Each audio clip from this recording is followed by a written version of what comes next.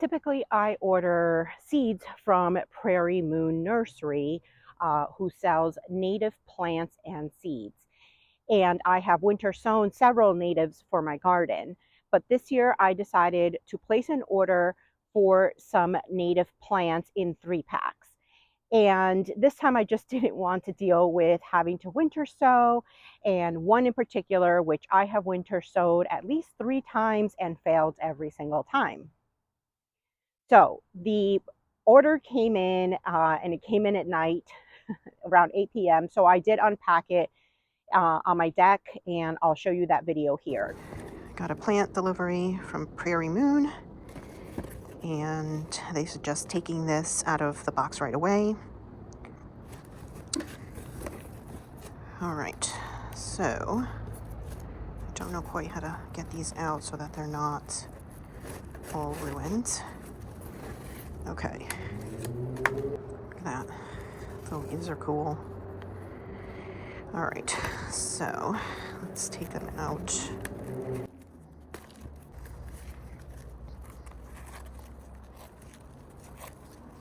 Oh, okay, so soil has been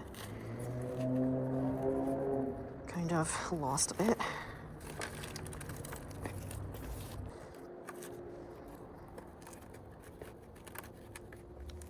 That's 3.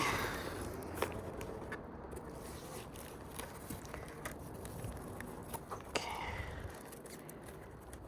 Oh boy.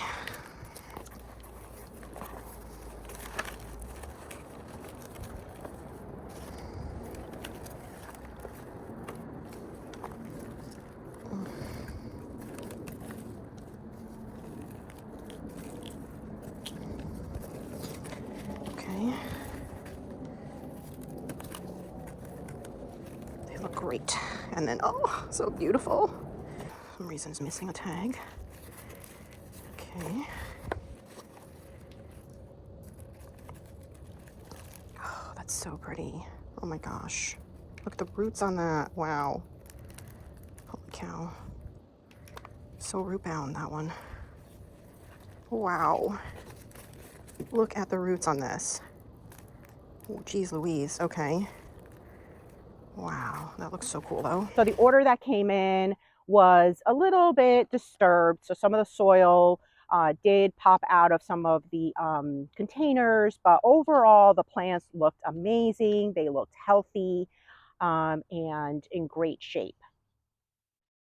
So in my order, I have 3 Echinacea pallidas, or pale purple coneflowers, a 3-pack of those, a 3-pack of the Liatris scariosa, which is the northern blazing star.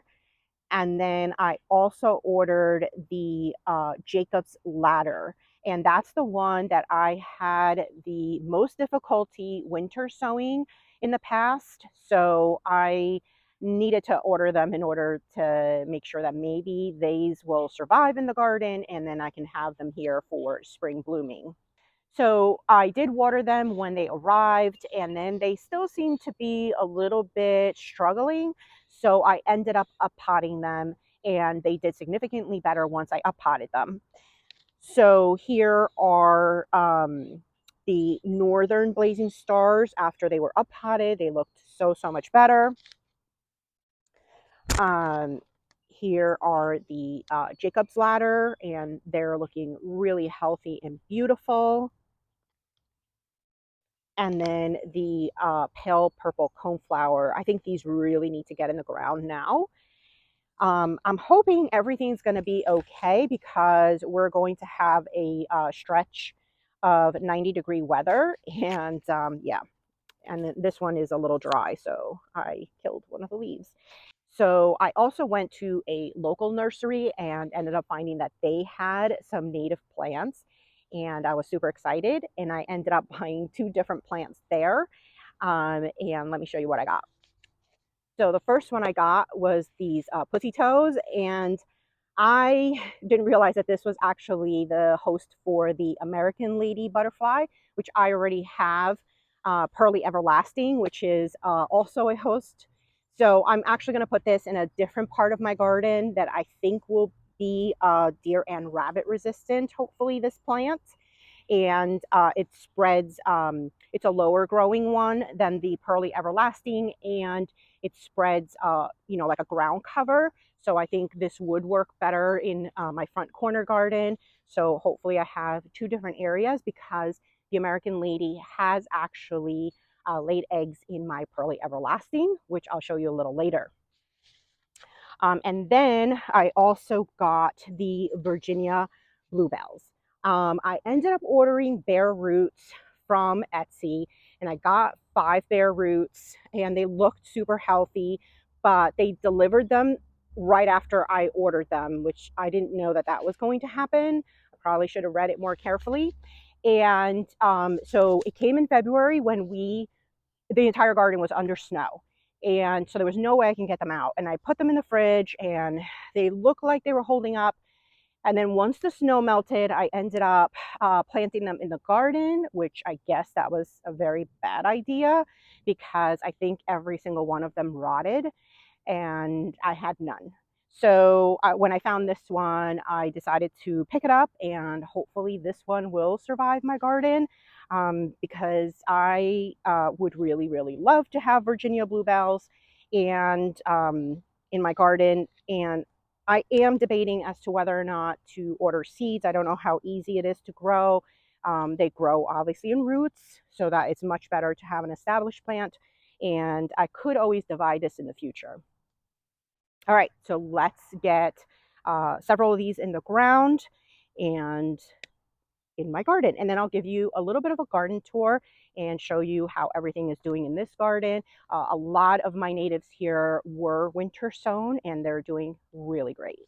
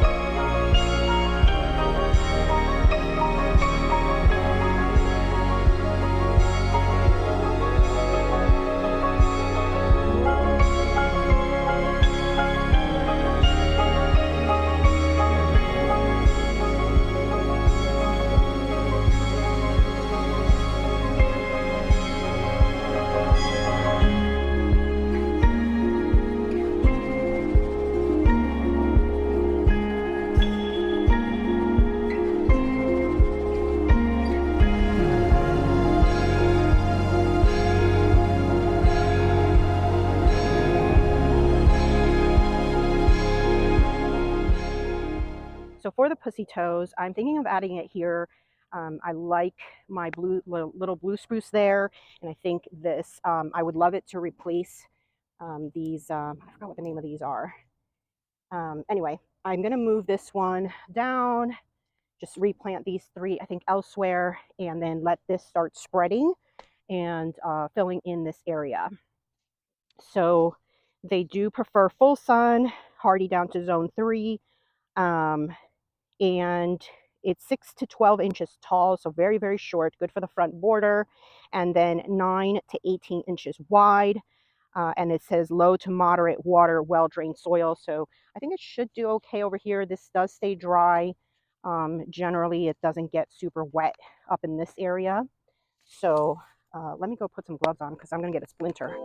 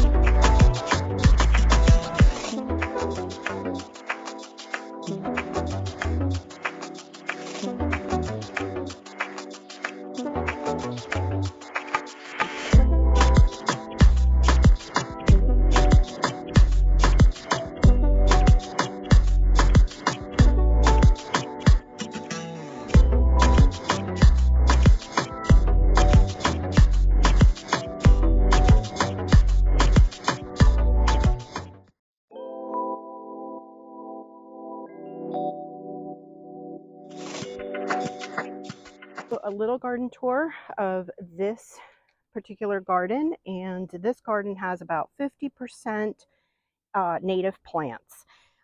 In this strip here, right now I have some snapdragons, and I will be adding some zinnias, some gomphrena, and not sure what else. But you know, the snapdragons are still a little small, and I've got a ton of weeding to do because lots of things have self-seeded here. Don't know what, but I don't need all of these plants. I've got some irises, and I don't know the variety. And this is the blue grandma grass that I had winter sown. It's finally putting on some really nice growth there. This is a hello yellow butterfly weed, and it's got a ton of little baby caterpillars all over it. They seem to really like to hang out by the flower buds. Anyway, yeah, this is pretty loaded with lots of little caterpillars everywhere. So that was super exciting to see that I have lots of babies. This is a little blue stem that I saved from a different part of the garden. So hopefully it'll do better here. This, shockingly, is a dahlia that I left in the ground thinking it would just rot. And I think it is actually coming back. I cannot believe that it perennialized here, at least for this season. So that's pretty bonkers. I've got these alliums. I'll put up the name because I forgot the variety, but they're looking absolutely gorgeous in this yard and just bringing a lot of nice color. I feel like I should add just a few more this fall. I had some gorgeous pink tulips that were flowering here, and then some muscari. So those are going to fade out. And as I mentioned, I have some swamp milkweed in the back, and I did find a second baby in there. So I do have some monarch caterpillars, so that's exciting. And this is where we added the pale coneflower and the blazing star. So the blazing star is supposed to really attract butterflies for the nectar. Over here, I've got some rhodechia, some more iris, and then I've got delphiniums that are really starting to set some buds. This one, I cannot believe that it's actually about to burst, and the other ones are just starting to bud up. And then back here, I've got liatris that I put in. So this is just a regular tall liatris. And so I think this year I am going to see some blooming this year because they're looking significantly better than last year. And this is my second dahlia. This is the Millennia Floor. So both, the other one was the same. And I cannot believe that this thing came back. It's shocking. It's a little bit of yarrow that I added in there. I might regret it, but you know. I've got some coneflowers here, and these are either white or yellow.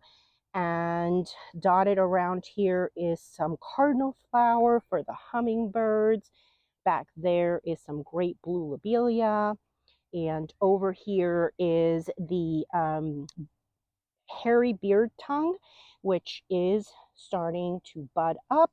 And the hummingbirds really love this plant. And I have it in 3 spots. So I have it here and in another little spot. But I did also add this self-seeded, and I moved it over here, which is, I believe, an Agastache. I'm not 100% sure. And one here as well. It might be bee balm. I don't know. You know, they all kind of smell the same, so I have trouble identifying them at the moment.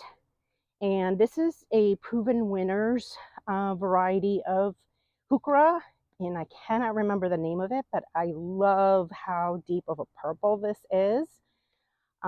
This is a, I don't know, it's been here since I bought the house. It keeps getting eaten down, this hosta, and I love the little white edges on it. So I finally have moved it here So maybe it could actually put on some nice growth in this yard. Back there is some winter sowing. I've got coreopsis that I don't think has made it. Very hard to see if anything survived. I've got some more swamp milkweed, which I'm going to put in pots in case I bring in any of the little caterpillars late in the summer. And then some more milkweed, which this is the world milkweed.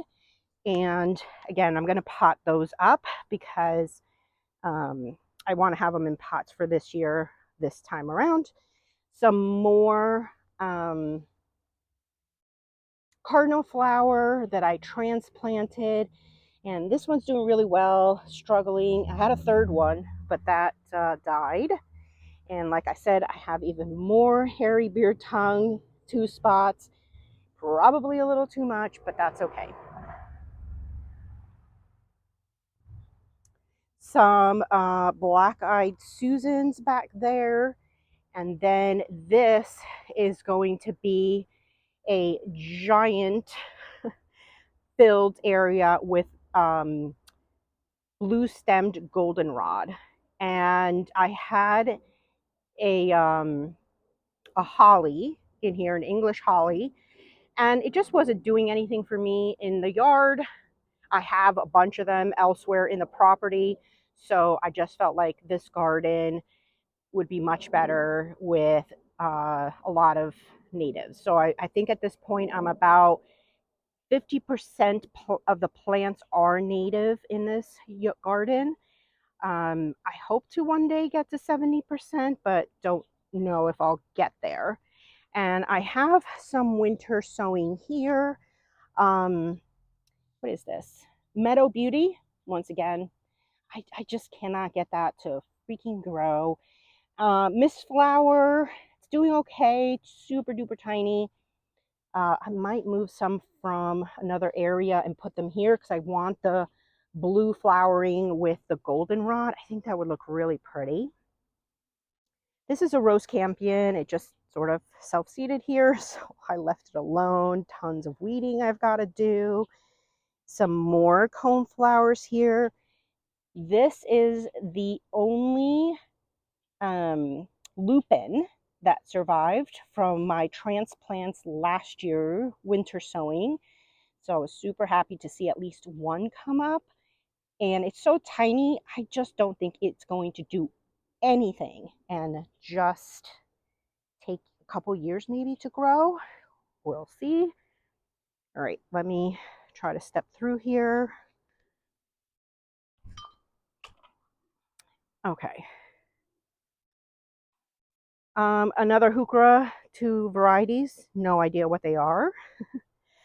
And then this is the Pearly Everlasting, and there are caterpillars all over these plants. I have seen a painted lady visiting both of these and laying eggs, and I think they have done it a couple of different times. So I think I'll have caterpillars coming up in various stages. And it's so exciting to see that my efforts have paid off with this one as well. So yeah, this is a penstemon. This is the Mystica penstemon, this nice dark leaf one that I winter sowed, and I had it out in my front corner, but my front corner is really, really deer pressure, very high deer pressure, as well as rabbit, and it just never put on real growth. So I moved it over here, and it's doing great, these two. This one back here, I don't know why maybe it's just being too shaded by that other plant. But I'm happy that 2 of them are coming up. I have a few dotted around here and there. And then these are more lupins that I winter sowed this past year. And I just took the winter sowing container and just chopped it into 3 and planted it all. I didn't want to disturb the roots that much because last year I really disturbed the roots. And I'm hoping that these are going to survive more. This has full sun, and I think they might do better in this spot here. I took out a Sedum Autumn Joy and replaced it with this. So I think that's it for this garden tour, and I'm going to show you when more things are in bloom and getting bigger and beautiful and flowering. Especially the annuals. I do like dotting in annuals into this garden because perennials and natives just don't flower for that long. And to add that color, it's really nice to just have particularly zinnias. So I do dot those in there. In this year, I'm also going to dot in a few cosmos. So I hope you enjoyed this, and don't forget to hit that like button, and I'll see you next time. Bye.